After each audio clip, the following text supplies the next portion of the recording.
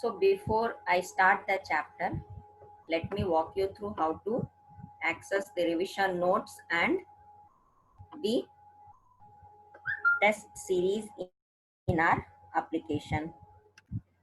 If you go to classix.com and click on practice, you have different packages available here.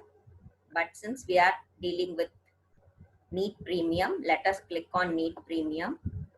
And once you click on NEET Premium, at the top you have revision notes. If you click on revision notes, it opens in a new tab. And here we are having tests for different subject, that is your physics, chemistry and biology, and a NEET full test. In NEET full test, if you go, it has two sections. One set of tests which is prepared by Classix tutor and the other is our past papers. And if you click on each subject, the subject will have chapter wise test, and each chapter has a number of tests. That means based on the weightage of the chapter, we have decided the number of tests.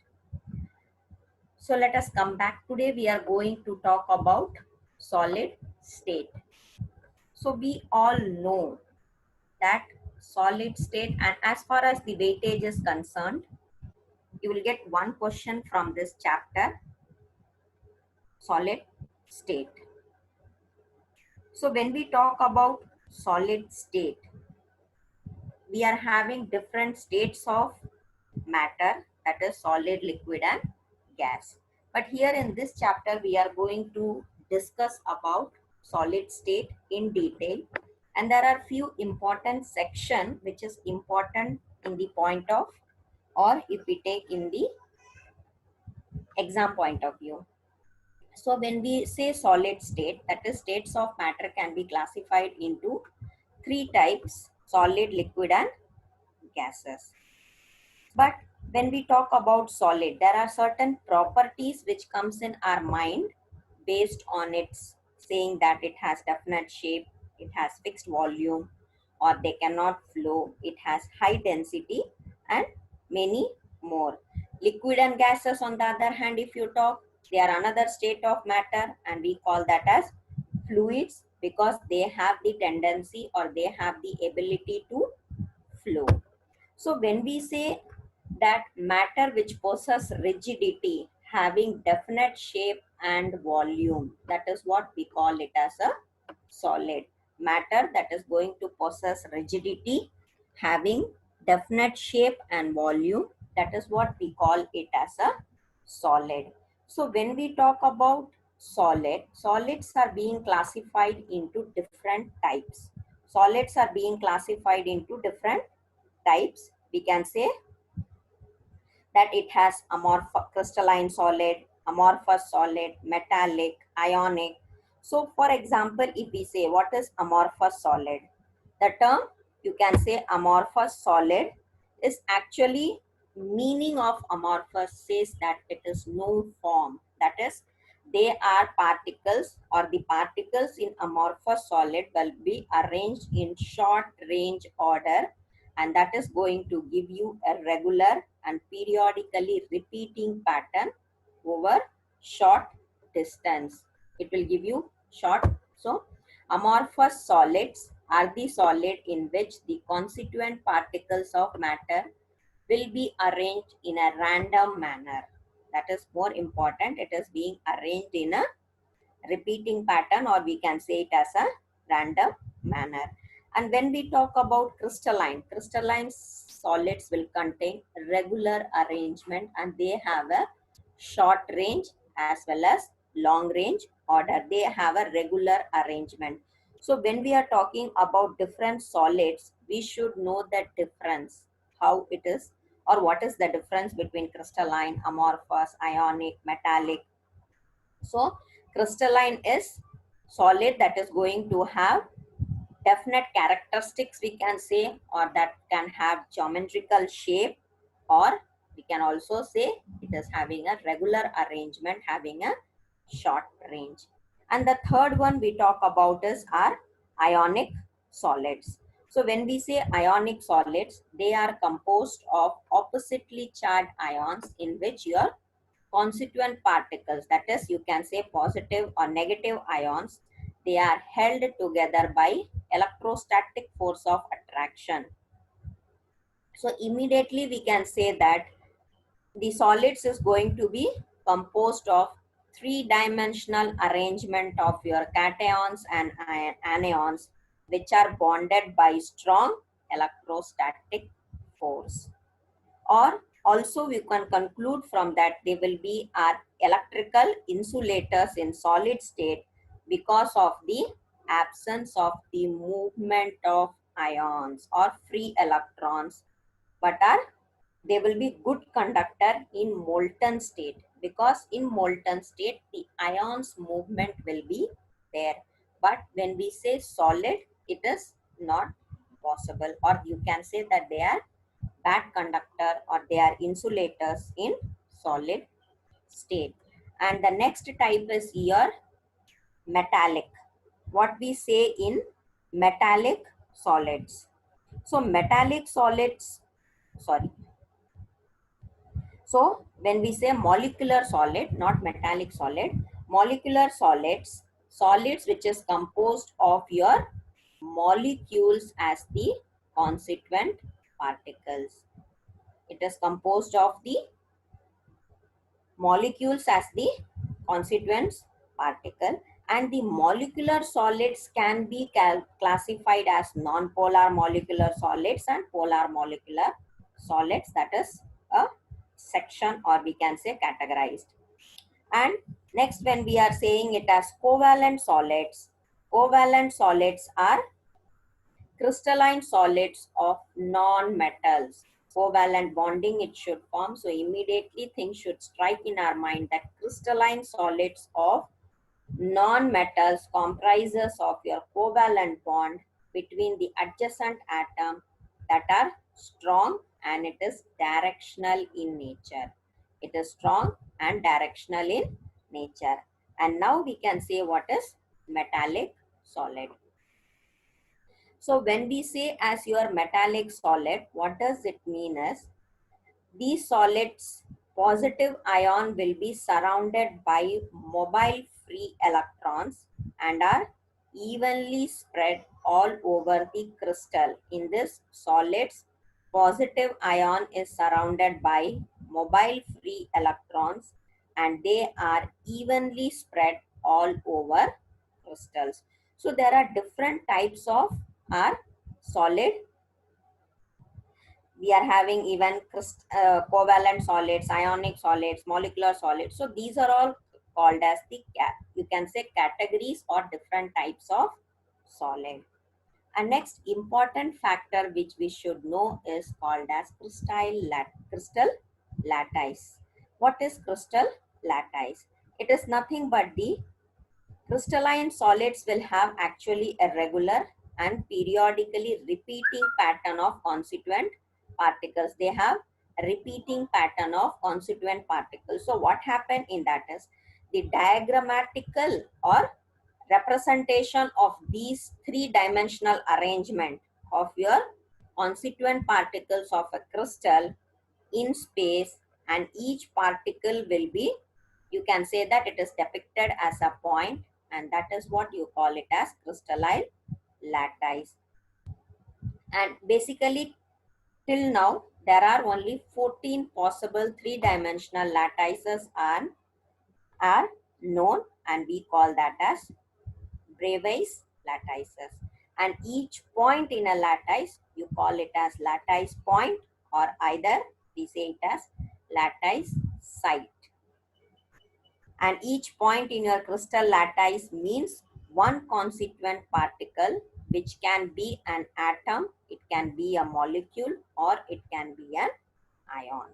And when we talk about lattice point, they are basically joined together using a straight line to identify the geometry of that particular lattice. So when we are talking about crystal lattice, we should know what are all the different categories for it. In that we have unit cell, or what are all the possible arrangements. So when we say about unit cell, you can say that this is the smallest portion of your crystal lattice. This is the smallest portion of our crystal lattice. And a unit cell, if we say, it is basically categorized by the dimension along the three edges when you draw a three-dimensional figure that may be or may not be mutually perpendicular. That may be or may not be mutually perpendicular. And then it has an angle between the edges. That is, it can be, if you are saying a three-dimensional figure, between that you will have an angle. And angle, you can say that between your edge A, if I suppose take this as edge A. So between the angles, you can say that the angle is, or the angle will be formed. And when we talk about your primitive unit cell, what does it mean as your primitive unit cell? This is present only on the corner. This is being present on the corner position of your unit cell. It is present in the corner position of the unit cell. So when we are saying, and the other type is your centered unit cell. If the constituent particles of your crystal lattice are present at position other than the corner, along with that, in addition to those at the corner, we call it as centered unit cell. Centered unit cell. So basically we have centered unit cell is categorized into centered unit cell is categorized, or we can say, are of three types: your body centered unit cell, face centered unit cell, and your end centered unit cell. So when we say, this is the most important part of the chapter, this is the most important part of your chapter, that is your BCC, FCC, and are end centered. So when we say BCC, if the constituent particles of your unit cell are present at its body centered, besides the one that are at the corners, apart from that, so that we call it as our BCC. And face centered unit cell, if the constituent particles of a unit cell are present at the center of each face, if it is present at the center of each face, apart from that, apart from the one that are at the corner, that will be there. Apart from that, if the particles of the unit cell are present in the face center, we say that it is FCC. And end centered, of course, the unit cell will be present at the center of any two opposite face apart from the one that is present at its corner. So that is what we call it as our end centered.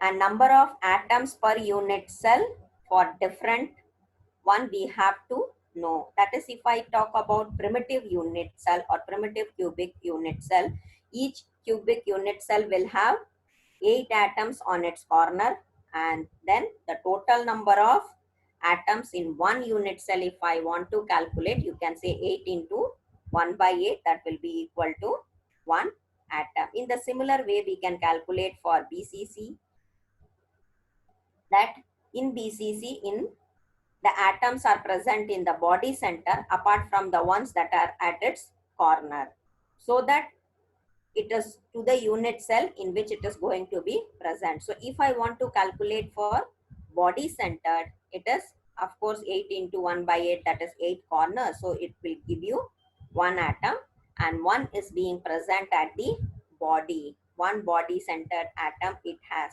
So when we sum up these two, we get 2. So total number of atoms per unit cell will be equal to 2 atoms for body centered, or simple term we use is our BCC.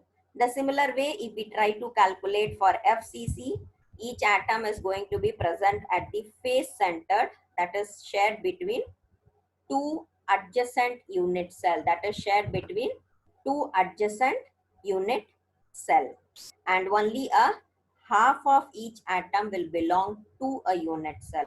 So when we say 8 corners, that means 8 into 1 by 8, that will give us 1, but we have 6 face centered atoms, so 6 into half, which is equal to 3. So total number of atoms per unit cell in face centered is equal to 4. This is the most important part of this chapter. And next important part we have to talk about is packing efficiency. What is packing efficiency? Packing efficiency is nothing but the percentage of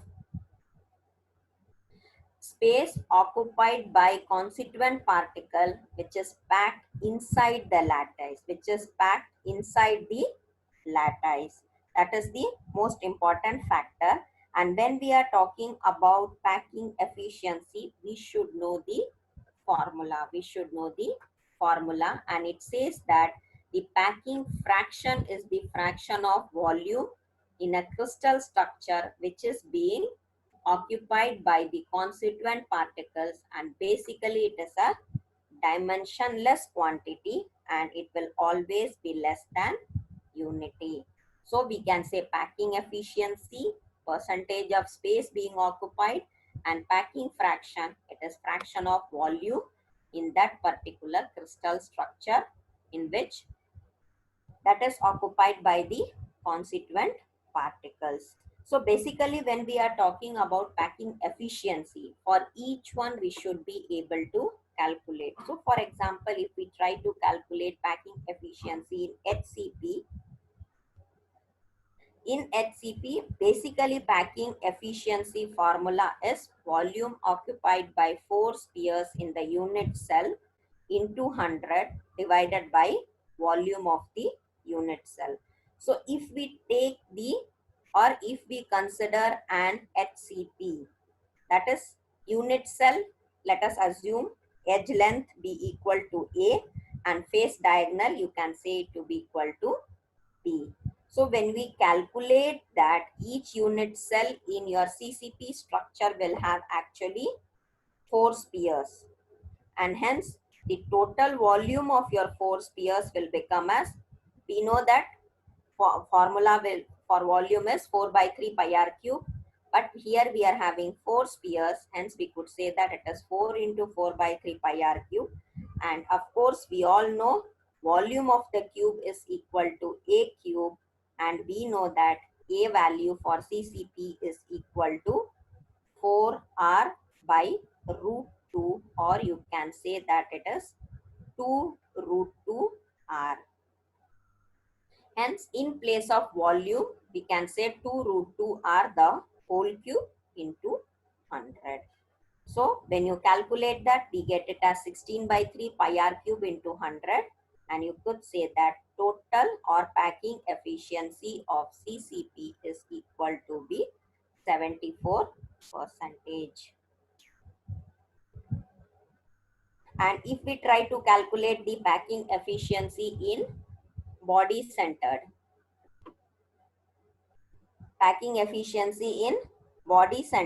same formula you can apply. We know that volume of a cube, as usual, it is A cube, and here our R value will be, do remember what is the radius, how edge and the radius are related in different structure.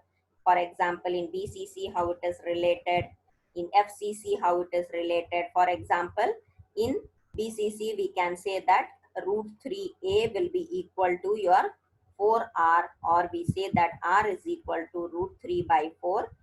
It's very important to know the relation or the relation between your edge, radius, what is the volume. So these are all very important factor. And this type of structure will have basically 2 atoms, and hence you can say that their volume will become as your 2 into 4 by 3 pi r cube. And of course, we have calculated the radius to be root 3 by 4a, and but we need here volume, so you could substitute that, and when you calculate you'll get it to be 68 percentage. And it's important to remember packing efficiency. And packing efficiency, if you calculate in simple cubic, it's still simpler because in simple cubic, A is going to be equal to your 2R, and volume we can say A cube is equal to 2R the whole cube, which will give you 8R cube. And here a radius of the volume of the cube of your unit cell we have calculated as A cube to be equal to 8R cube. We could substitute. This is our 4 by 3 pi R cube and volume, and you are having 8R cube we have calculated into 100. If you sort out that, you will get it to be 52.4 percentage. So we all know that packing efficiency basic formula says volume of one atom into 100 divided by volume of the cubic unit cell. So here volume of the cubic unit cell you are getting to be 8R cube. Volume of one atom, it is 4 by 3 pi R cube, and into 100, which gives you 52.4 percentage. So from this 3, when you have calculated, you could say that the packing efficiency is CCP and HCP will have maximum packing efficiency. And next, when we are talking about the most important formula of this topic, or from solid state, the portions or the section where they ask your questions is 3 or 4 topics you can focus. That is packing efficiency, your DCC, FCC, those parts, and the other one is your crystal defects. Crystal defects, that is one important section.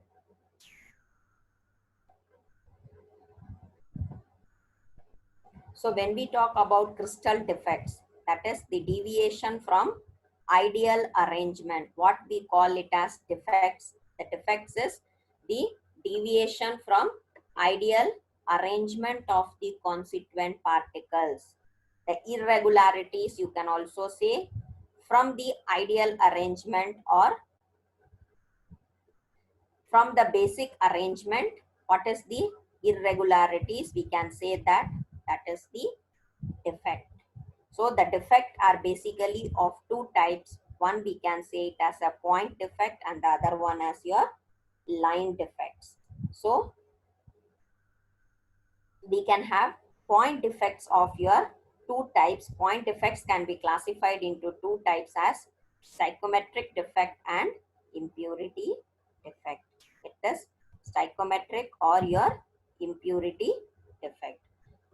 So when we are saying it as stoichiometric defect, in this defect, the ratio of your anion and cation will remain as same as the stoichiometry of the substance not change. It does not change. So these range of your point defect do not disturb the stoichiometry of the solids. And those type of stoichiometric defects we give a term or we give a name as intrinsic defects. Stoichiometric defect which is not going to disturb or which does not disturb the stoichiometry of the solid, the term or the name we use is intrinsic defects. And whenever we are talking about non-ionic solids, they are exhibiting or they exhibit their defect as a term that is called as vacancy defects and intestinal defects. So when we use the term what is vacancy defect, in the crystal that is going to contain vacant lattice site, whichever is going to contain the vacant lattice sites or lattice point, you will say that as vacancy defect. And this defect can also develop because of the heating of the substance. It will develop because of the heating of the substance. Hence, that we will call it as vacant space, or you are going to say it as the defect to be vacancy defect. And when we are saying intestinal defects, that is in which the constituent particles will occupy the intestinal site or point, then they are going to call it as intestinal defect. And basically it will increase, or which increases the density of the substance. And when we are talking about your ionic solids, when we talk about ionic solids, their defects are as two types, that is your Frankel defect and Stocky defect. So when we say as your stocky defect is this type of defect is basically caused when you are having equal number of cations and anions are missing from their lattice, when it is missing, so that their electrical neutrality is maintained.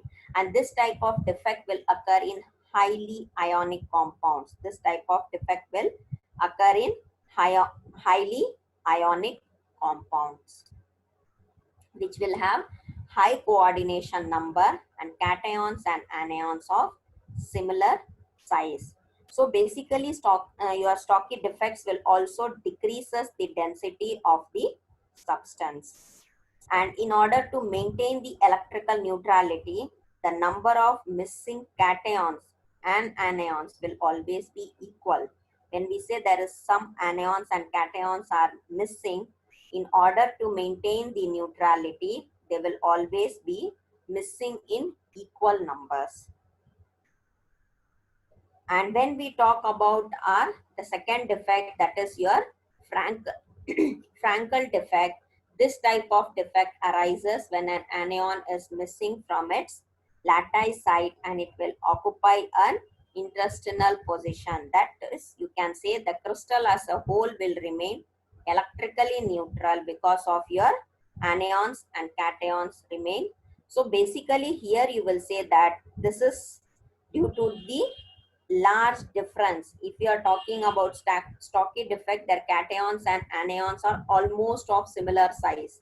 But when we talk about the Frankel defect, the cations and anions, this will be exhibited by those ionic compounds, or you can say ionic substance, because of their large difference in size of the atom, because of the large difference in size of the atom. And that is why it is also called as dislocation defect.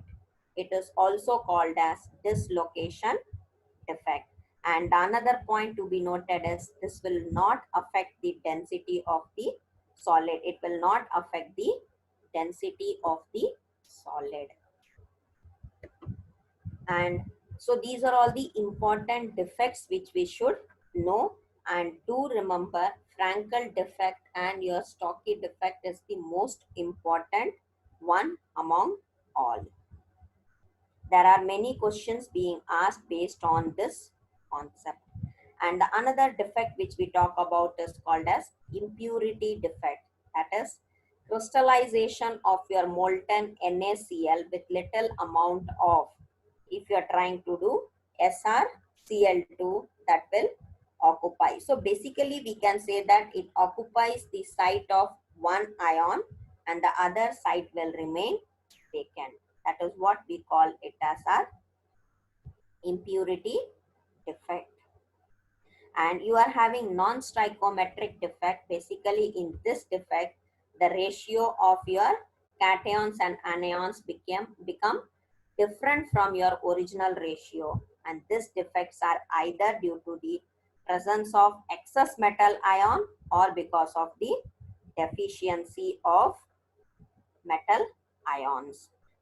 And this non-stoichiometric defect you can classify into two types. One is called as metal excess defect and the other one is your metal excess effect. When we talk about metal excess effect is because of the anionic deficiency, or you can say anionic vacancies.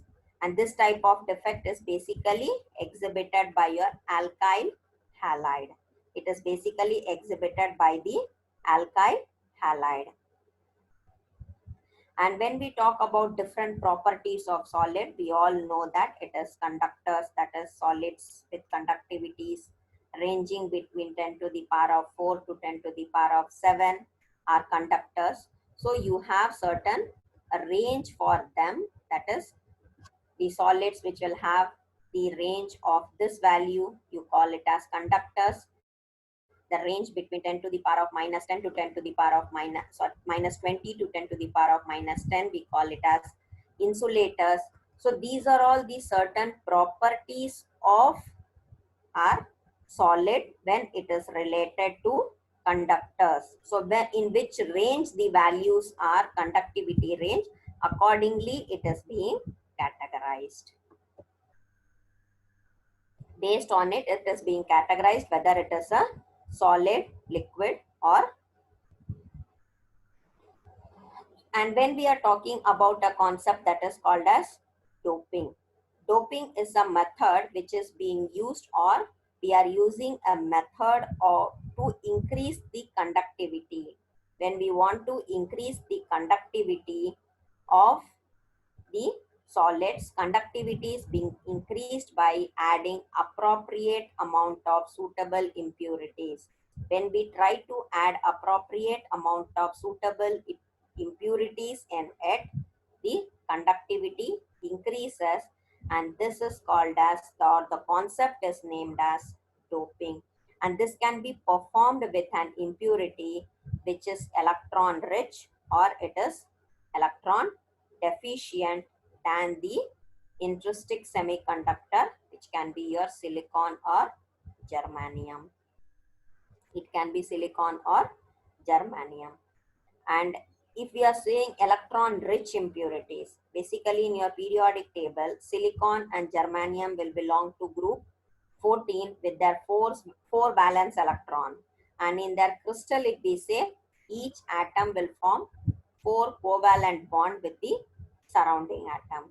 So when it is being doped with group 15 elements, that means which contains 5 valence electron, then they occupy some of the lattice satin in your silicon or germanium.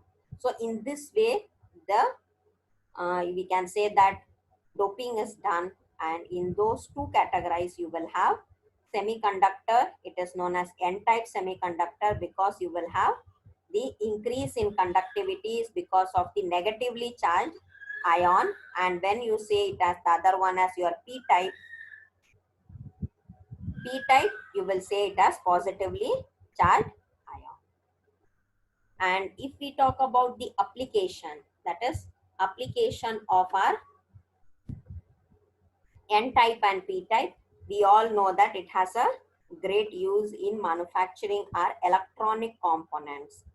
And yes, of course, we are using diode, which is a combination of our n-type and p-type semiconductors. Transistors, they are being manufactured by keeping a layer of one type of semiconductor between two layers. So there are many applications of our n-type and p-type in our day-to-day life, or basically all the electronic instruments which we are using. And another property when we talk about, that is our magnetic property. When we say magnetic property, what do we know in it? When we are saying about the different magnetic properties of our solid, one property we say it as paramagnetic substance. Paramagnetic substance are weakly attracted on application of the magnetic field because it is, it is because of the presence of one or more unpaired electron that will get attracted by the magnetic field. And they will lose their magnetism in the absence of magnetic field. So we call the name, or we say it as our paramagnetic. When we say about our diamagnetic, what is diamagnetic? It is a well-known fact, or this is a basic properties of our diamagnetic substance are generally, or you can say are weakly repelled by a magnetic field, and this property is represented by the substance in which all the electrons will be paired and it does not have any unpaired electrons. And basically when they ask questions, we have to do the electronic configuration and find out whether that particular given element or compound has any unpaired electrons or not. If it does not have, then you can say that the property exhibited by that particular compound or element is diamagnetic in nature. In the same way, we can say about our ferromagnetic. Ferromagnetic, we all know that we call it as ferromagnetic is basically the substances get strongly attracted towards the magnetic field, or we also say that it is permanently magnetized. It is a well-known thing which we know that it is a permanently magnetized, and whenever you try to place in a magnetic field, all the domains of the substance get oriented in the direction of our magnetic field, which will produce a strong magnetic effect and which persists or which exists even on removal of the magnetic field. And your ferromagnetic substance, we call it as a permanent magnet. We give the name as permanent magnet. And when we say as ferrimagnetic, magnetic movement of those domain in the substance are aligned either in parallel or anti-parallel direction in unequal number, and they are weakly attracted by the magnetic field. So this is all we have about our solid state. Hence, it's very important. Once again, I repeat, focus on the types of defect, focus on the packing efficiency, and focus on the different crystal lattice, that is your FCC, BCC, and primitive. So those parts are most important. Based on our analysis and concept, let us try taking a test. So if you go to NEET Premium package, we are having chapter wise test, and if you look at the color, blue color indicates that the test is not yet taken, green color indicates that the test is completed, and R is for random test if you need any additional practice in that particular chapter. So let us try taking a test.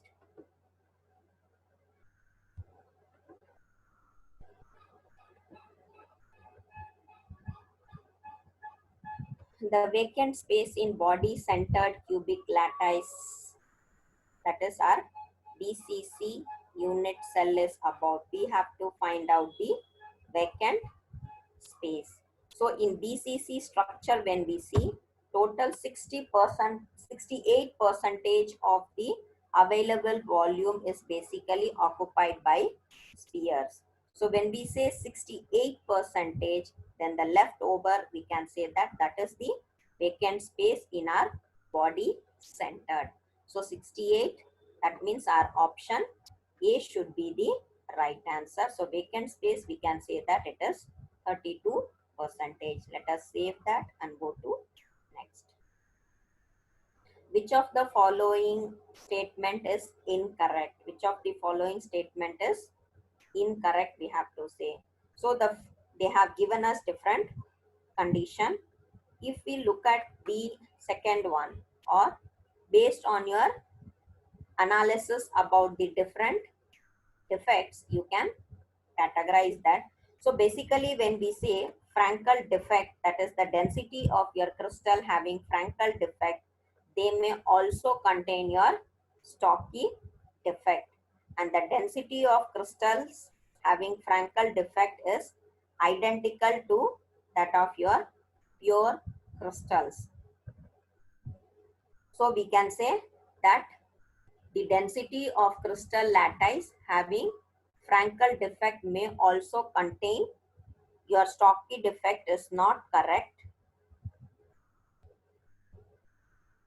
because it is going to be identical to your pure crystals. Hence our option only 2. Save that and go to next. Which of the following statements are correct? Which of the following statements are correct?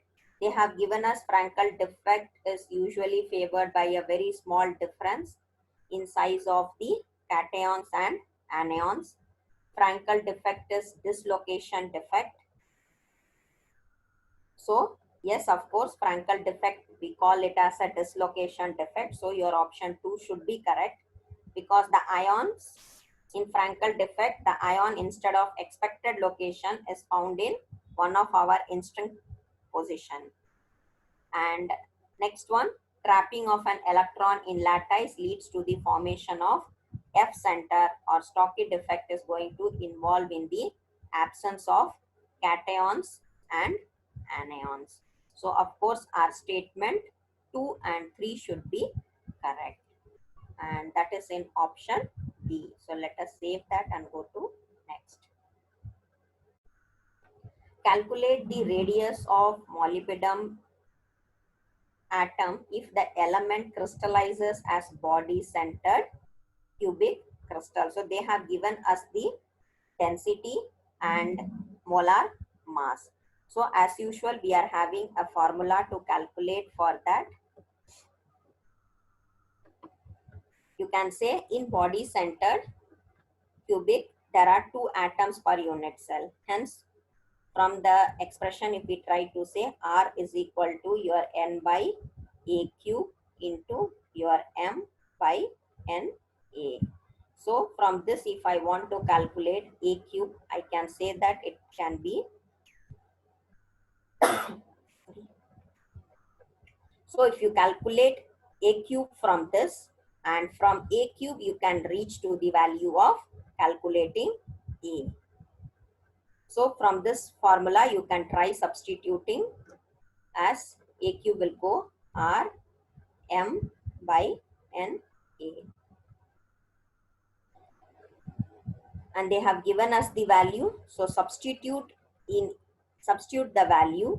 When you substitute the value, you can calculate A to be equal to 3.13 into 10 to the power of minus 8 centimeter. But in body centered cubic unit cell, atoms touch other along the cross diagonal of the cube. Hence, you are having a relation. Your 4R will be is equal to root 3A. 4R we have is equal to R root 3A. So here we can use R is equal to root 3 into A value we have calculated. Either you can use it as 3.13 into 10 to the power of minus 8, or even you can say it as 313. Yeah. You can substitute in this value 313 divided by your 4, which will give you a value of 135.5. So you can, this is just a direct substitution of your formula. It's not something difficult. So we can save and go to next. The edge length of the cubic unit cell of metallic calcium is 556 pm, and if the density of the calcium is 1.54. Once again, the same formula you can apply, as saying we have your density is equal to your N by A cube into your M by your N A. So simple, again you can get your Na value, sorry, your N value, or you can substitute the values whichever they have given you as your rho, A, Na and your M. So from this you can calculate N value, because they have given you the density. So immediately your N can become as your rho A cube Na by your M. You can directly substitute and calculate your N value, and based on your N value, that is if you substitute all the values here, that is you are having 556 into 10 to the power of minus 12, the whole cube, into 6.023 into 10 to the power of 23 divided by your 40. So when you calculate, you will get approximately n value to be equal to 3.98, which we can round it off and take it to be 4. So when I know that n is equal to 4, the unit cell is of course a FCC or your face centered unit cell, because since atoms touch each other along the face diagonal in your face center. So again you are having the correlation. As I told you, it is very important to remember the relation between the radius and the edge for each. So you will say root 2a, and from this it is easy to calculate your r value as a by 2 root 2. You are having the for value a, it is 556, and divided by your 2 root 2, which will give you 196.6. So this is just a direct application of your formula, and all the values are mentioned in the question. So our answer is 196.6. So it should be our fourth option. Let us save that and go to next. Again, it says cesium chloride may be considered to form your interpenetrating simple primitive cubic crystal. The edge length of the unit cell they have given. We have to calculate the ionic radius. We have to calculate the ionic radius. So basically, if you see Cs plus ions and Cl minus ions, Cs plus ion will touch two chlorides along the cross diagonals. So in that case, if we say, we can say that your 2r of your C, that is plus your 2r of A, will give you root 3a. Because root 3a, they have mentioned that it is primitive cubic crystal.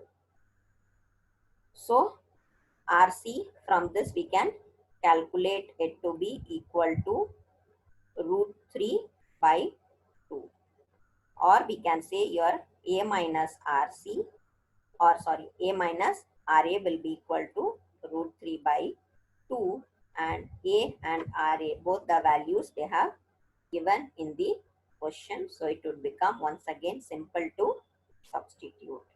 And if you substitute, you will get it as 412 minus 181, which is equal to 175.8.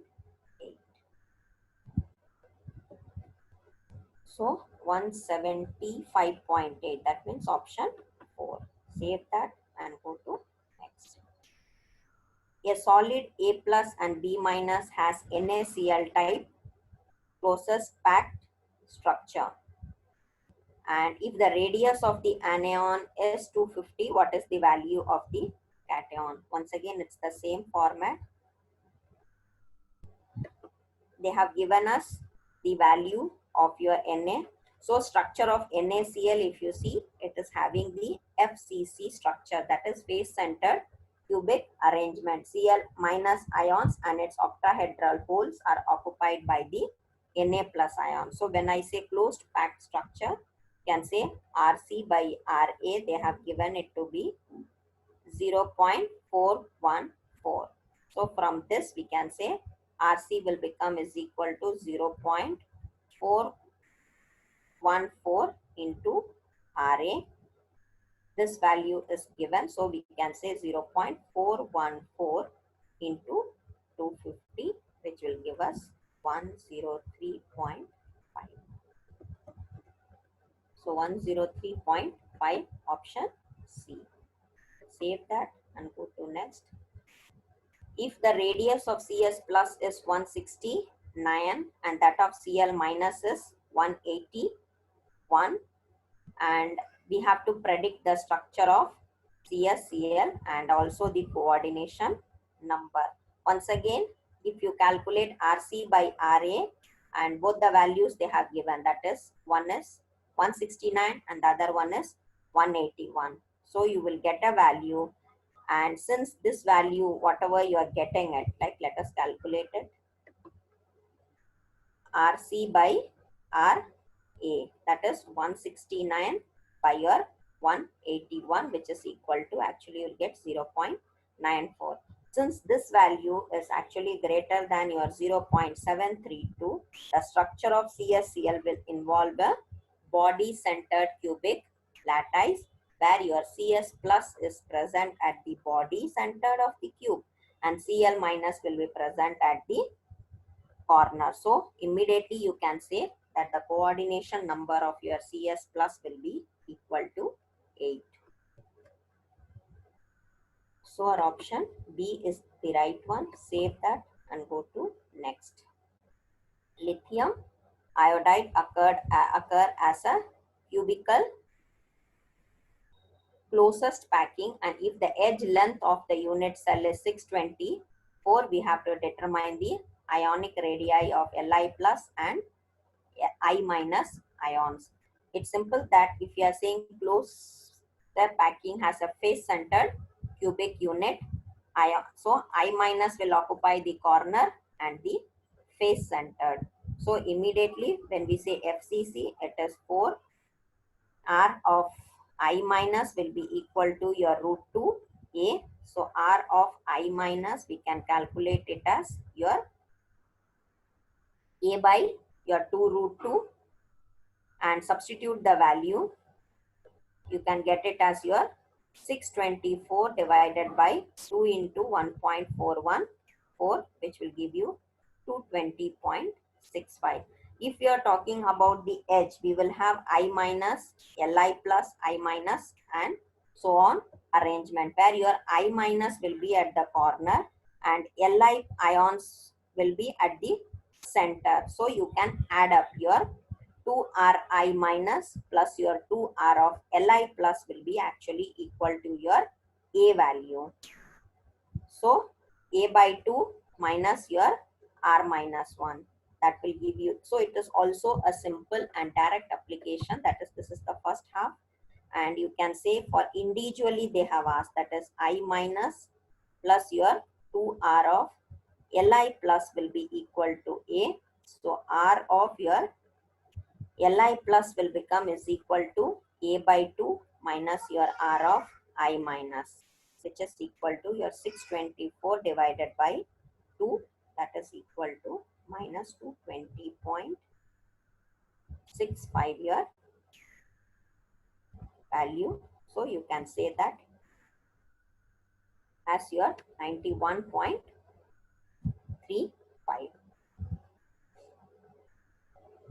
This should have been here 220 minus 0.65. 624 by 2 minus 220.65. You will get it around 91.35. So 220.65 and your 91.35. 220.65 and 91.35. Let us save that and go to next. A metal crystallizes in two cubic phase, that is face centered and body centered, whose unit cell length are 3.5 and 3.0 respectively, and we have to calculate the ratio of their density. So individually calculate the rho value, that is your expression for density. Basically we have rho is equal to our n by a cube into m by your na. For face centered, your n value is equal to 4, and for body centered, your n value is equal to 2. So when we calculate the rho of your FCC by your rho of BCC, it will become as same 4 by your ratio of your n value of your FCC and a cube of your BCC by a cube of your FCC into n value of our BCC. So you can say you will get 4 divided by 3.5 the whole cube into your 3.0 they have given for the other one, that whole cube divided by your 2. If you solve this, you'll get it as 1.26. So you can say the ratio of that values is equal to 1.26. Let us save that and give and test.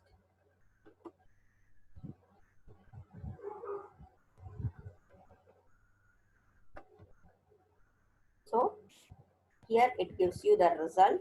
Since today we have done all the 10 questions to be correct, it is indicated green in color. If suppose you are gone wrong with any of the question, it will be indicated red in color. And if we leave any answer, any question to be unattempted, it says as unanswered and the color is orange. If you click on the question, it will give you the right answer as well as the explanation of that particular answer. So if suppose you are going wrong anywhere, it is simple to find out the right answer with an explanation. That's all we have for today's class. If you have any doubts, you can reach out to us with the help of ask feature which is available here, or you can reach out to the tutors of Play 6 with the help of Telegram chat application. You can post your questions there. And if you have any difficulty in learning any of the chapter, do reach out to Play 6 management for one-to-one tutoring from the any subject teacher, that is your physics, chemistry, biology. Thank you.